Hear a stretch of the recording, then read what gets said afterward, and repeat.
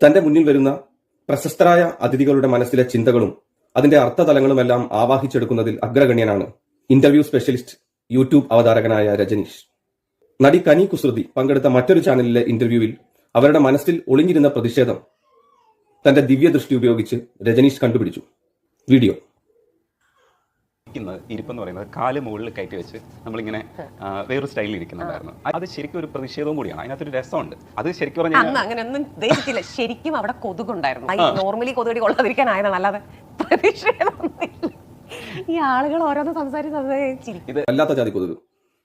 നമ്മുടെ മനസ്സിലുള്ള ഉത്തരം മറ്റൊരാളുടെ വായിൽ തിരുകാൻ ശ്രമിച്ചാൽ ഇതായിരിക്കും ഗതി. തന്റെ മുന്നിൽ വരുന്ന പ്രശസ്തരായ അതിഥികളുടെ മനസ്സിലെ ചിന്തകളും അതിന്റെ അർത്ഥതലങ്ങളുമെല്ലാം ആവാഹിച്ചെടുക്കുന്നതിൽ അഗ്രഗണ്യനാണ് ഇന്റർവ്യൂ സ്പെഷ്യലിസ്റ്റ് യൂട്യൂബ് അവതാരകനായ രജനീഷ്. നടി കനി കുസൃതി പങ്കെടുത്ത മറ്റൊരു ചാനലിലെ ഇന്റർവ്യൂവിൽ അവരുടെ മനസ്സിൽ ഒളിഞ്ഞിരുന്ന പ്രതിഷേധം